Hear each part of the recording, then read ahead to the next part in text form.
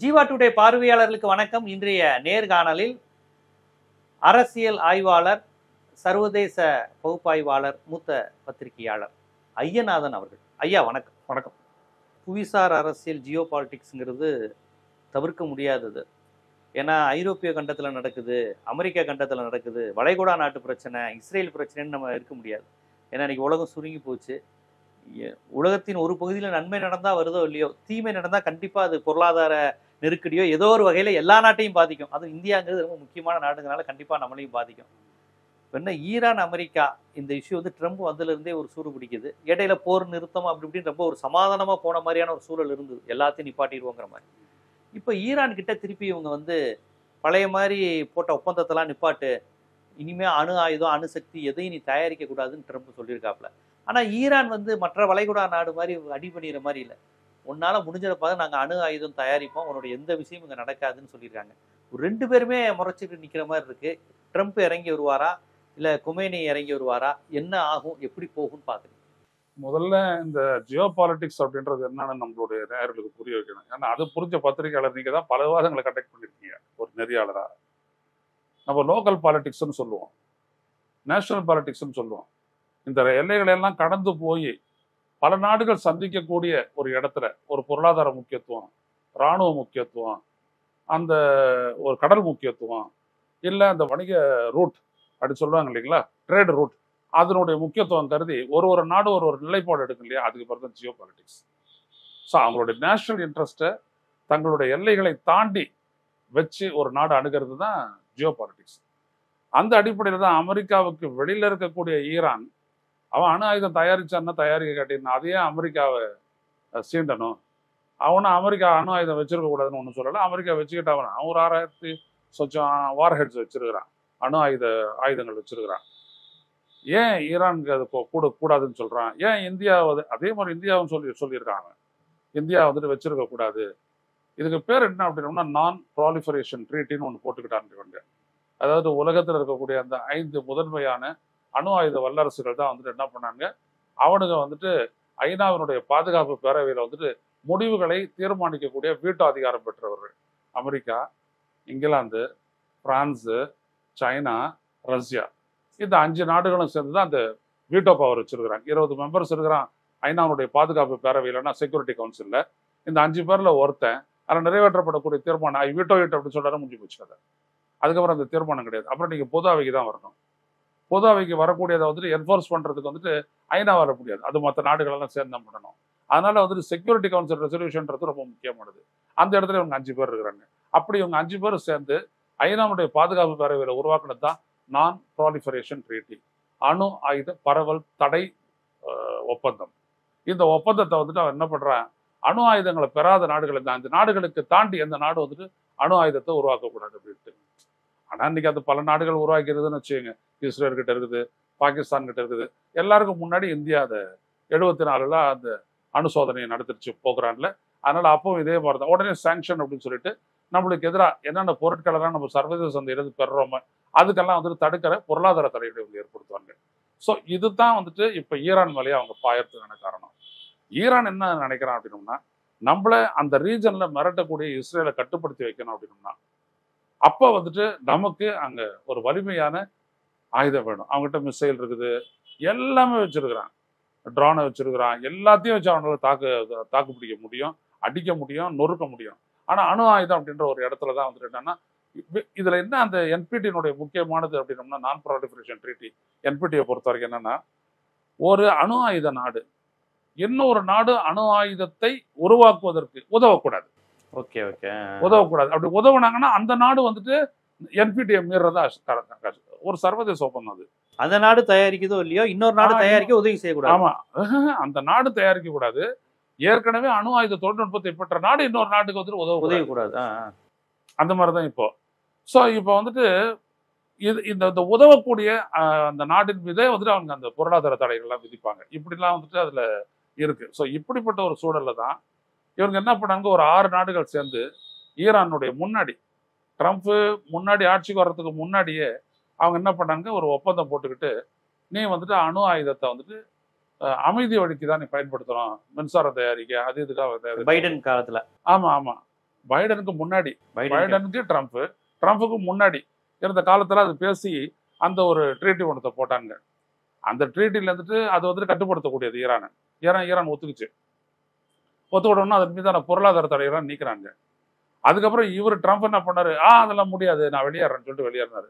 ஏன்னா அதன்படி ஈரான் வந்துட்டு பலப்பட ஆரம்பிக்கிறான். பொருளாதார தடையெல்லாம் இல்லாத போது அவன் வர்த்தக ரீதியா, தொழில்நுட்ப ரீதியா, ஆராய்ச்சி ரீதியா மற்ற நாடுகளோட வெளியில வர்றது எல்லாம் பண்ணி அவன் வளர ஆரம்பிக்கிறான உடனே இவர் வயிறறிவான் எப்போதுமே சிஐயும் அமெரிக்காவும் அந்த அடிப்படையில் நாங்கள் வெளியேறோம் அப்படின்னு சொன்னா அந்த ஒப்பந்தத்தையே காலி பண்ணாங்க.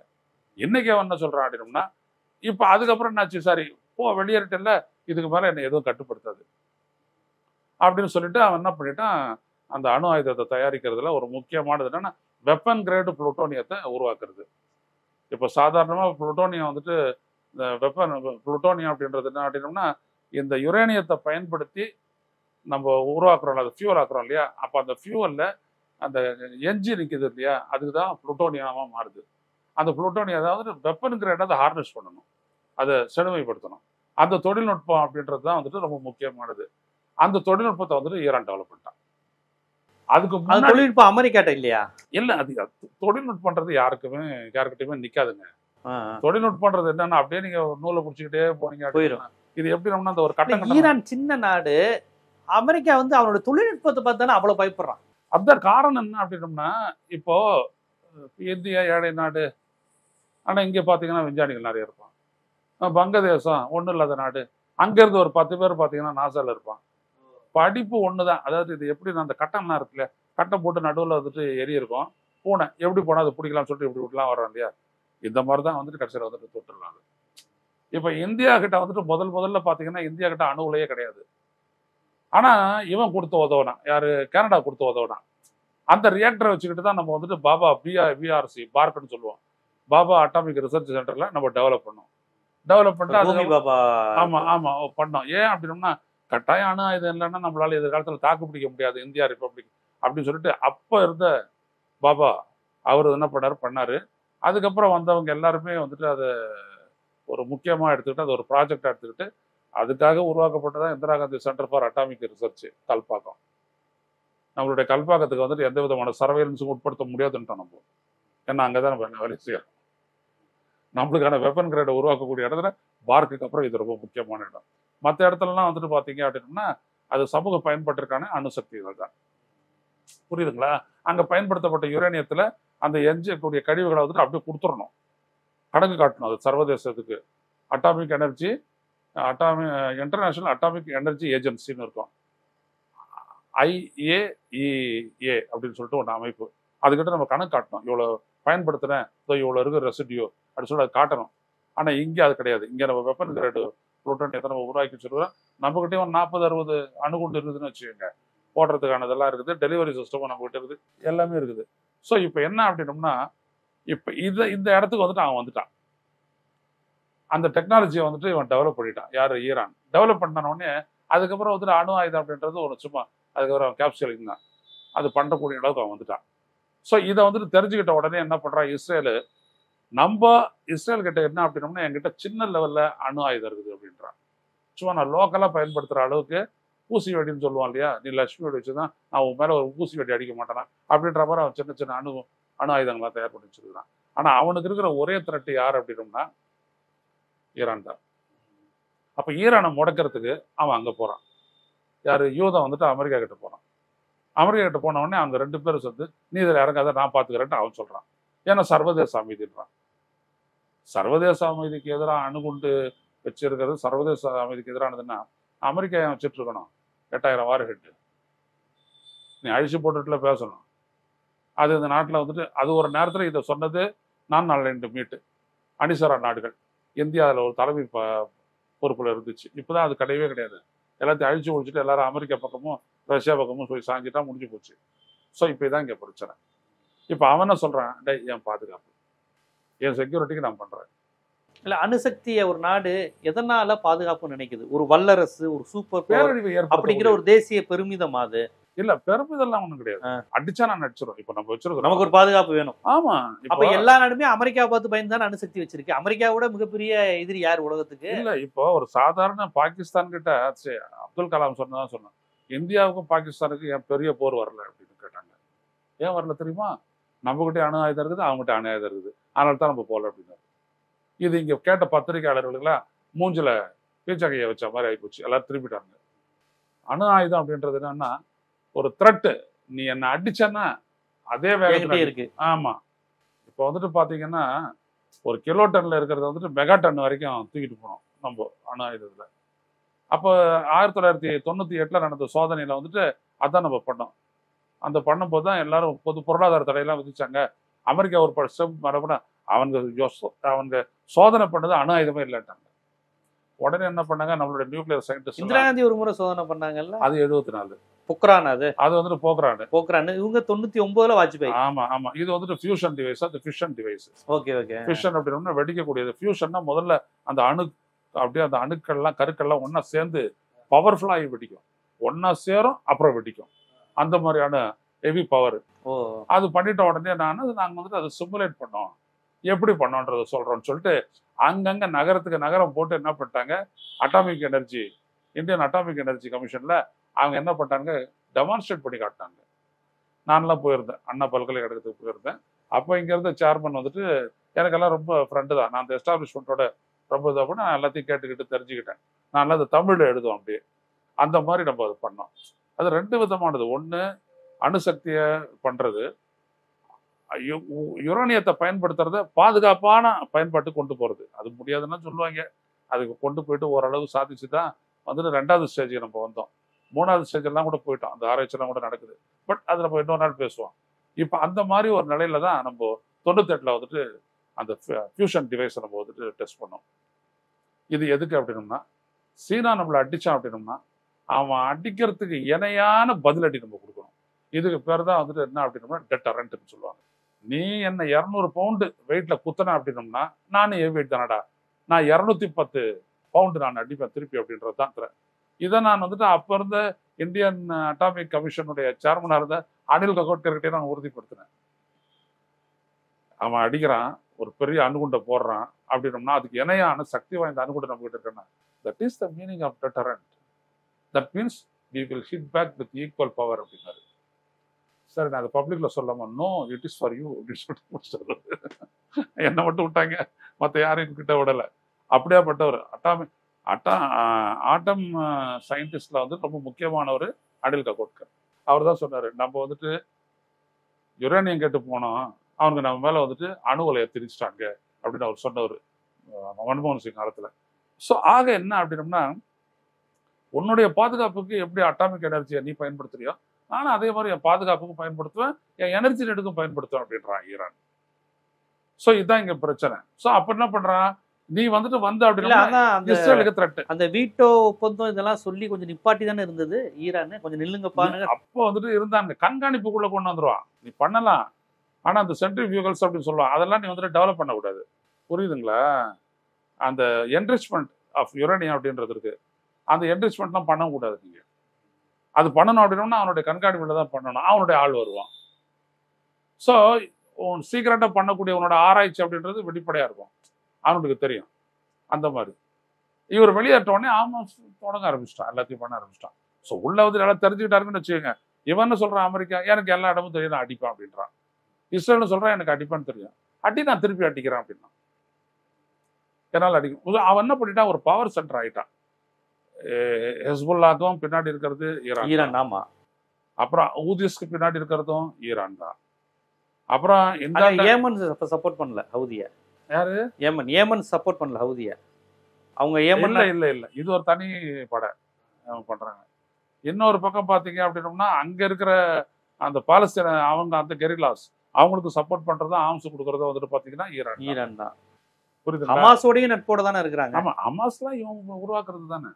Hezbollah direct support. அதாவது பெரிய ஒரு இஸ்லாமிக்குள்ள இருந்த வந்துட்டு ஷியா சுன்னி அப்படின்ற அந்த அந்த பகைமையே உடைச்சிட்டாங்க 2 பேரும். யாரு? சவுதி அரேபியாவும் ஈரானும். இதான் அமெரிக்காவுக்கு ஒரு பெரிய ஷாக் ஆயிடுச்சு. அவங்க 2 பேரும் அவனுக்கு அதை வச்சுதானே விளையாண்டுட்டு இருந்தான் அமெரிக்கா. அவன் ஷியாடா, அவன் சன்னிடா, நீ எப்பறா அவன் வரான்.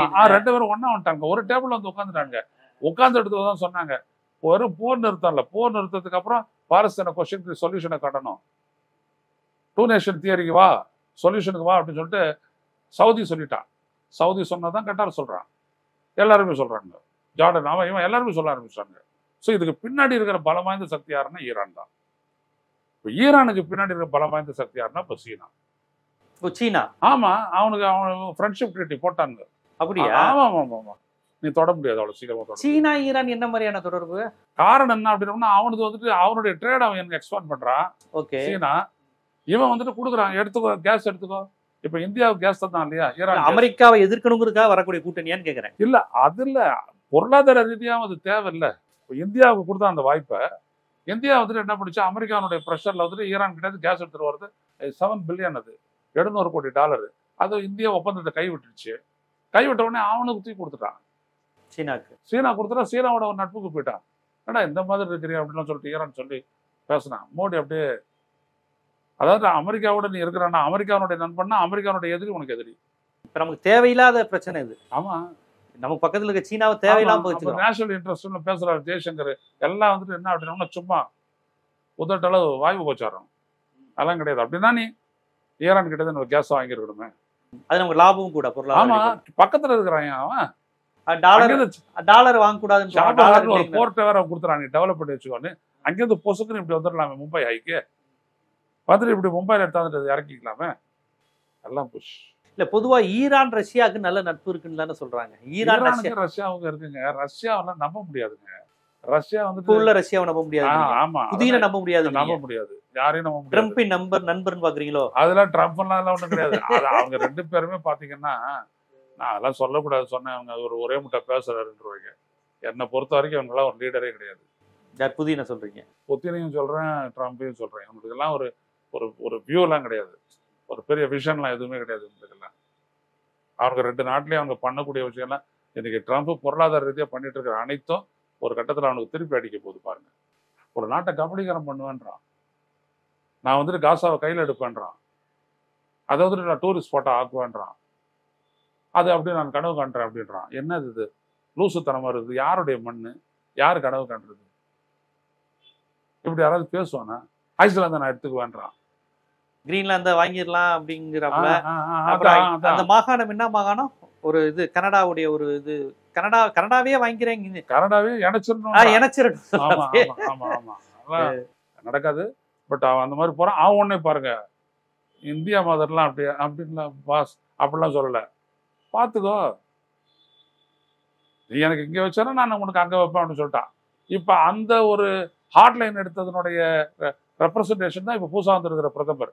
அவன் வந்துட்ட உடனே என்ன பண்ணான், அவனுடைய பவரை வெளிக்காட்டுறதுக்கு எலெக்ஷனை டிக்ளேர் பண்ணான். யாரு? கனடியன் நியூ பிரைம் மினிஸ்டர் வந்துட்டு ட்ரூடோக்கு பதிலாக வந்தார். அவரு நான் எலெக்ஷன் டிக்ளேர் பண்ணிட்டாரு. ஸோ ஜெயிச்சிட்ட உடனே ஒன்றும் பண்ண முடியாது, ஒன்று பார்த்துக்கிற லண்டன். ஸோ இப்போ என்ன, இதுதான் கவுண்டர் ப்ரொடக்டிவ் அப்படின்னு ஆகிப்போச்சு. ஸோ இவன் என்ன பண்ணுறான் அப்படின்னோம்னா, ஈரானை ஒழிச்சிட்டோம் அப்படின்னோம்னா பயப்படுவாங்கன்னு நினைக்கிறான். ஆனால் பயப்படுறதுக்கெல்லாம் வந்துட்டு அவங்க ஈரான் பயப்படாது. இல்லை, அது பெரிய ஒரு இஸ்லாமிக் சமூகங்க. அது வந்துட்டு organisation of Islamic countries, OIC இருக்குல்ல, அது வந்துட்டு ஒரு பெரிய இடம். அது அந்த இடத்துல வந்துட்டு அவன் ஆயிலை கண்ட்ரோல் பண்ணுறான், கேஸை கண்ட்ரோல் பண்ணுறான், எக்கானமியை கண்ட்ரோல் பண்ணுறான், பேங்கை கண்ட்ரோல் பண்ணுறான். நீ அவங்க எல்லாரையுமே டாலரை வச்சு கண்ட்ரோல் பண்ணுற. ஆனால் டாலருக்கு எதிராக போகிறேன் அப்படின்னு சொல்லிட்டு எல்லாரும் சதாம் ஹுசேன் மாதிரி திரும்பிட்டானுங்க அப்படின்னோம்னா பூம்பாடுக்காரி. ஆனா டாலருக்கு எதிரான முயற்சி நடைபெறுது. ஆனா ட்ரம்ப் மிரட்டிடுறாரு, அந்த நாடுகள்லாம் எங்க நாட்டுக்குள்ள வணிகம் பண்ணீங்கன்னா எக்கச்சக்கமா டாக்ஸ் போட்டுருவேன் அப்படின்னு. ஆமா ஆமா, அது காரணம். பிரிக்ஸ் முயற்சி பண்ணாங்களா? ஆமா ஆமா ஆமா, பிரிக்ஸா தான் பண்றாங்க. பிரிக்ஸ்ல இருக்கக்கூடிய ஒரே நாடு இந்தியாவும் இருக்குல்ல பிரிக்ஸ்ல. என்ன சொல்லிச்சு, நாங்க அப்படிலாம் எதிரியே ஈடுபட மாட்டோம், டாலர் தான் அப்படி சொன்னா. நீங்க ஏதோ தப்பா நினைச்சிட்டு கேட்கல. இல்ல இல்ல, அப்படிங்கிற மாதிரி பேசிட்டாங்க. இல்ல, நம்ம அயலுறவு விஷயங்களை வந்து நம்ம பேசினா தானே தெரியும். ஏன்னா இப்ப இருக்கிற பத்திரிகையாளர்கள்லாம் எப்படியாப்பட்டவங்கன்னு தெரியும். எதையுமே ஆடி புரியாதெல்லாம் பேசிட்டு இருக்கிறாங்க. நம்ம இப்படியா பேசிட்டு இருந்தோம், நம்ம அன்னைக்கு இப்படிதான் பேசுறோம், இன்னைக்கு இப்படிதான் பேசுறோம். அயலுறவு கொள்கையினுடைய சப்ஸ்டன்ஸ் அதானே இலங்கையில் அவ்வளவு பெரிய படுகொலைக்கு வித்துட்டுச்சு. நீங்க ஒரு அயலுறவு கொள்கை அப்படின்றத பகுத்தீங்க அப்படின்னோம்னா அது நிரந்தரமானது, ஃபியூச்சரிஸ்டிக். அப்படி ஒண்ணு இல்லாதனால தான் அப்படி ஒண்ணு நடந்துச்சு, படுகொலை நடந்துச்சு. எப்படா நீ என் அண்மித்த நாட்டுல நீ வேற ஒரு நாட்டினுடைய ஆயுதம் வரலாம் அப்படின்னு சொல்லியிருந்தா தமிழர்கள் அழிக்கப்பட்டிருக்க மாட்டாங்களே. இவன் தமிழர் அழிப்புகளை துணை போனான். அதுல இருந்து தெரிதல் இவனுடைய அயலுற கொள்கை அப்படின்னு ஒரு கொள்கையே கிடையாதுன்றாரு. அப்படி ஒரு கொள்கையே கிடையாது. இவங்க அப்பப்போ போடக்கூடிய யுக்தி தான், பாலிசி தான், ஸ்ட்ராட்டஜி தான் இருக்குதே ஒழிய இவங்களுக்கெல்லாம் வந்துட்டு இது கிடையாது அப்படின்ட்டாரு. இப்படிலாம் பேசியிருக்கிறாங்க. நம்ம தான் அதனால் பேசுறோம். அப்ப என்னன்னா, அந்த ஆர்கனைசேஷன் ஆஃப் இஸ்லாமிக் கண்ட்ரிஸ் இருக்கு இல்லைங்களா, அவனுங்கெல்லாம் சேர்த்து டாலரை ஒழிக்கணும்னு முடிவு எடுத்துறாங்கன்னா ட்ரம்ப் காலி. ஏன்னா இப்ப டாலர்ல அவனுடைய பொருளாதார பலத்தை விட 3 மடங்கு அவனுடைய டெட்ஸ் இருக்குது. அமெரிக்காவுக்கு 3 மடங்கு டெட்ஸ் இருக்குது. ஆனா அவனுடைய டாலர் வந்துட்டு மதிப்பு குறையாத இருக்கிறதுக்கு காரணம் அதுதான் டாலர், பெட்ரோ டாலர். இதை வச்சுதான் சர்வதேச ட்ரேடு நடக்குது. அதனால அது மதிப்பு குறையாது. இவன் எவ்வளவு வேணாலும் அடிச்சு விடுவாரு, எல்லாம் செல்லும் அதே பணம். நம்ம அடிச்சு விட முடியாது. அது ஈவனா கோல்டு ரிசர்வை காட்டணும், அவ்வளோலாம் கிடையாது.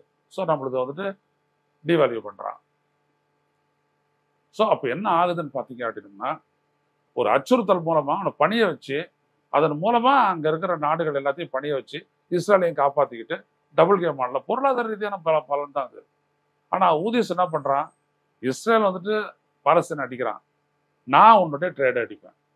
ஸோ அந்த ரெட் சி செங்கடல் பகுதியில இருக்கக்கூடிய ட்ரேடை நான் அடிப்பேன்னு சொல்லிட்டு அவன் அடிக்கிறான். செங்கடல்ல இவங்க ஸ்ட்ராங்கா இருக்காங்களோ, ஈரான், ஹவுதி, ஹிஸ்புல்லா ஸ்ட்ராங்கா இருக்காங்களோ? அவங்களுடைய கட்டுப்பாட்டு கீழே தானே இருக்குது. இல்ல போர்னு வந்தா செங்கடல்ல இவங்க தான் திருப்பி அடிக்கிறாங்க. ஈரான் இவங்களால ஈஸியா அழிச்சிட முடியும். அது இஸ்ரேல்ல இருந்து எதுவுமே போக முடியாது. ஓ, இந்த வழியா தான் போக முடியாது. அந்த வான்வழி தாக்குதல் அவன் அடிச்சிருவான்.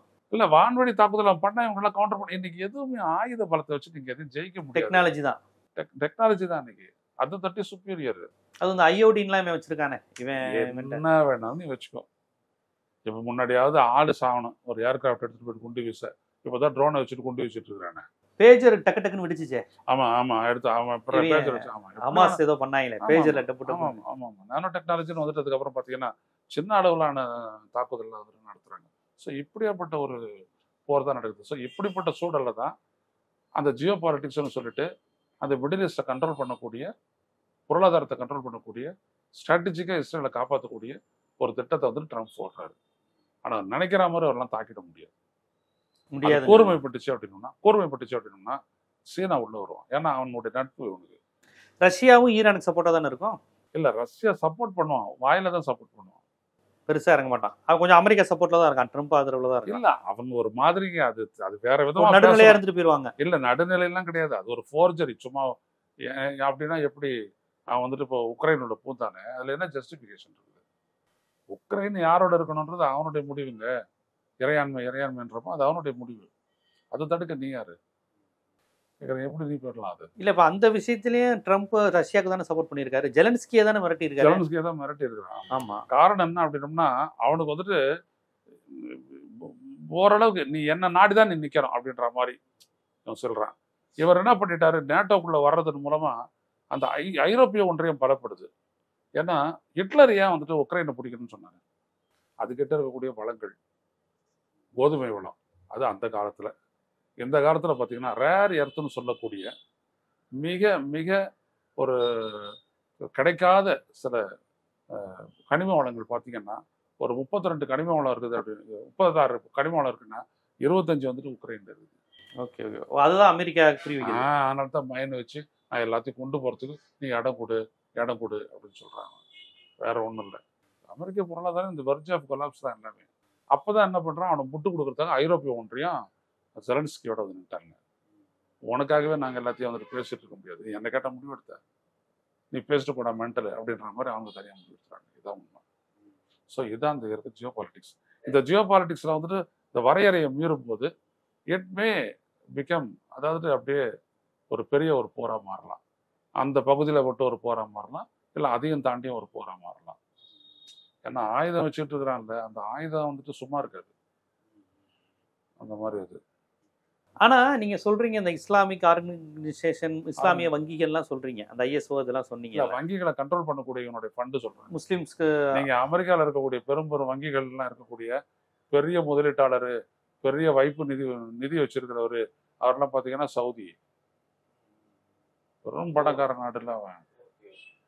ஆனா அந்த நாடுகள்லாம் இஸ்ரேலா பாலஸ்தீனான்னு வரும்போது ஒரு முஸ்லீம் நாடு கூட உங்களுக்கு பாலஸ்தீனத்துக்கு ஆதரவா இல்ல. அமெரிக்காவுக்கு கட்டுப்பட்டு தான் இருந்தாங்க. ஈவன் இல்ல சவுதியா இருக்கட்டும், இல்ல இல்ல கத்தாரு என்ன நிலை எடுக்குதுன்னே தெரியாது, ஆ, எல்லாத்துக்கும் சாதகமா இருக்கும். இல்ல குவைத்து அது காரணம் எல்லாருமே உங்களுக்கு அமெரிக்காவுக்கு சப்போர்ட்டா தானே இருக்கிறாங்க. இல்ல அது காரணம் என்ன அப்படின்னோம்னா அவங்களுக்கு பயம் என்னன்னா அந்த மண்டலத்துல உருவான அந்த இஸ்லாமிக் மிலிட்டன்சி அது வந்துட்டு நம்மள காலி பண்ணிடக்கூடாது அப்படின்ற பயம் அமெரிக்காவோட அவங்கள வச்சுட்டு இருக்கு. அந்த அரசுகள் பயப்படுறாங்க. அரசுகள் பயப்படுறாங்க. அவன் இந்த முஸ்லிம் எல்லாம் அதெல்லாம் கிங்டம் தானே, ஃபண்டமெண்டலிஸ்ட பார்த்து பயப்படுறானா? எல்லாம் கிங்டம் தானே, ஆமா. அந்த கிங்டத்தை ஒழிச்சிருவானோ அப்படின்றதுக்காக அவங்க பயப்படுறாங்க. அவன் அமெரிக்கா அந்த முஸ்லிம் ஃபண்டமெண்டலிஸ்ட தூண்டி விட்டு இது பண்ணி விட்டுருவான். இல்ல ஆ. இவன் அமெரிக்கா வந்துட்டு அவனை தூண்ட மாட்டான். அவனை கண்டெயின் பண்ணணும்னா சவுதிக்கு வந்துட்டு அமெரிக்கா தேவை, ஓகே, ஆயுதம் தேவை, எல்லாமே தேவை. இப்ப எங்க இருந்து எந்த ஒரு தாக்குதலை நீங்க வந்துட்டு அரேபியா மேல தொடுத்தாலும் அமெரிக்கா வந்து நிற்கும், அந்த இடத்துல வந்து நிற்கும். அந்த மாதிரி அந்த மாதிரி சும்மா ஒரு ஆர்ம்ஸ் எல்லாம் போட்டான் அப்படின்னோம்னா அமெரிக்காவுடைய ஒரு 2-3 நிறுவனங்கள்லாம் அப்படியே ஒரு 10 வருஷத்துக்கு கவலை இல்லை அப்படின்ற மாதிரி அவ்வளவு பணத்தை கொடுப்பான் சவுதி.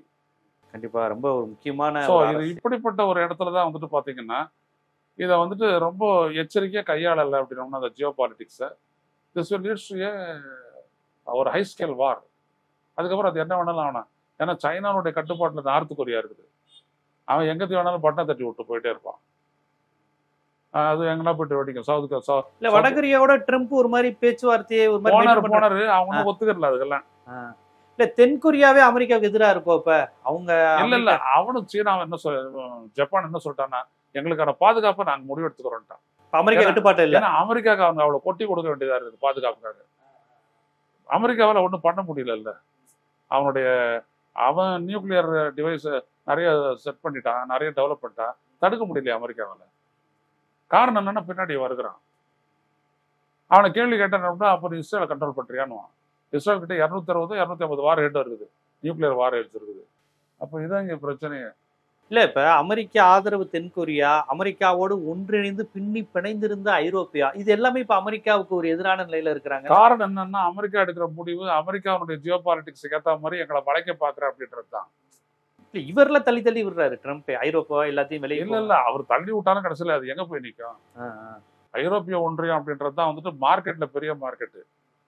ஸோ அமெரிக்கான்றது என்ன அப்படின்னா அது ஒரு மேனுஃபேக்சரிங் ஜெயண்ட். அது அடுத்தபடி இப்ப சைனா வந்துட்டு அதை மிஞ்சிரான்.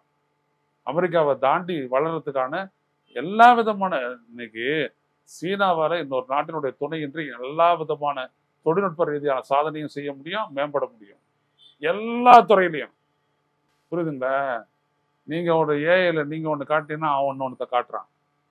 எந்த இடத்துலையுமே நீ மடக்க முடியாது. உலகத்திலேயே மிகப்பெரிய அளவிற்கு ஃபாரின் எக்ஸ்சேஞ்ச் ரிசர்வ் யார்கிட்ட இருக்குதுன்னா சீனா கிட்ட இருக்குது. புரியுதுங்களா? இந்தியாவை போல 6 மடங்கு பெரிய எக்கானமிங்க அது, மேனுஃபேக்சரிங் எக்கானமி. அந்த நாட்டுக்கு ஒருத்தன் வரான் அப்படின்னா இன்னைக்கு நீங்க ஆஸ்திரேலியாலாம் நீங்க போனீங்கன்னா, நான் போன போது நான் பேசுனேன், எதுக்கே அந்த மாதிரி இந்தியா கேட்குதுன்றதுக்காக நீங்க வந்துட்டு இந்த நியூக்ளியர் இது இருக்கு இல்லையா, அந்த யுரேனியம் கொடுக்குறீங்க அப்படின்னோம்னா அப்படியே இழுத்துக்கிட்டே போனார் அவர். ஜான் மர்ஃபின்ற ஒரு எம்பி கடைசியில் சொன்னார், we have no other option because we wanted to contain China, so we need India in our side அப்படின்னாரு. அதனால நீ என்ன சொன்னாலும் என்ன போராட்டத்தினாலும் நான் ஒன்றும் போட மாட்டேன், எனக்கு இந்தியா வேணும் அப்படின்னாரு. அங்க நீங்க போனீங்க அப்படின்னா எதை போய் வாங்கினீங்கனாலும் மேட் இன் சைனா, எதை தொட்டிங்கனாலும் மேட் இன் சைனா. அடுத்தபடியாக யார் வருது? அவனுடைய பக்கத்து நாடு வியட்நாம். எல்லாமே சீன பொருள் தான் அங்க விற்கிறது. எல்லாமே யாரு பண்றது? அங்க ஆஸ்திரேலியால இருக்கிறவன் ஆஸ்திரேலியால மேனுஃபேக்சர் பண்ணா காஸ்ட் ஆஃப் ப்ரொடக்ஷன் அதிகன்றதுக்காக அவன் சைனா கிட்ட கொடுத்து வாங்கிக்கிறான், பர்ஃபெக்டா பண்ணி கொடுக்குறான். அப்புறம் என்ன பண்ணுவார்? உலகத்தினுடைய பொருளாதாரத்தை அப்படியே அடியில வச்சு ஆடுறான். அப்படியே சும்மா அதிர்து இல்லை அப்படின்றாருல ரஜினிகாந்த், அந்த மாதிரி அவன் பண்றான். சீனா ஒன்றும் பண்ண முடியல. அப்ப இந்த ஜியோ பாலிட்டிக்ஸ்லயும் சரி, மிலிட்டரிலையும் சரி, மேனுஃபேக்சரிங் அந்த இடத்துல இண்டஸ்ட்ரியல் ஈரான் தான் டாப்ல இல்ல, சைனா தான். சீனா அப்ப அவனோட வந்துட்டு இவன் ஒரு தொடர்புல வச்சுட்டு இருக்கிறான். அதனால இவர் ஊழல் மிரட்டிட்டு இருக்காரு ட்ரம்ப். அது போனாருன்னா ஒரு பியாண்ட் த லெவல் போயிடும். அப்ப ஈரான், வடகொரியா, சீனா ஒண்ணு சேர்ந்துரும். ஆமா, ஒரு மாதிரி போருக்கு தயாரா இல்ல அப்படிலாம் வந்துடும். பின்னாடி ரஷ்யா வந்துட்டு பேக் பண்ணுவான். அதுக்கு வந்துட்டா ரஷ்யா வந்துருவான். அவன் என்ன பண்ணுவான்? ரஷ்யான்னா அவனுக்கு கவுண்டர் பண்ற ஆயுதத்தை அவன் விற்கிறான் அப்படின்றான். ஆயுதத்தை கொடுப்பான், வித்துருவான். இப்போ அந்த S-400 நம்மளுக்கு கொடுத்தா மாதிரி S-500 அவனுக்கு ஈரானுக்கு கொடுக்குறான்.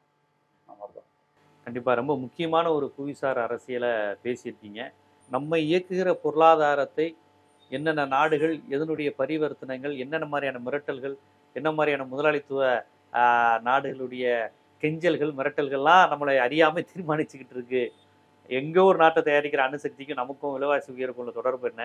இதை மேற்கத்திய நாடுகள் தீர்மானிக்குதா, கிழக்காசிய நாடுகள் தீர்மானிக்குதா, இப்போ ஆசிய நாடுகள் கை ஓங்குதா, இதில் மத பிரச்சனை இருக்கா, தீவிரவாத குழுக்கள், பயங்கரவாத குழுக்களா, இல்லை அமெரிக்கா தான் எல்லாத்தையும் உருவாக்குதா, உண்மையில் என்ன உள்ளது உள்ளபடியே அப்படின்னு 3ஆம் உலகப் போர் இதெல்லாம் வேறு வேறு பாணியில் இப்போ நடந்துகிட்டு இருக்கு அப்படிங்கிற விஷயத்த ரொம்ப தெளிவாக நம்ம ஜீவா டுடே பார்வையாளருக்கு எடுத்து வச்சிங்க. நன்றி.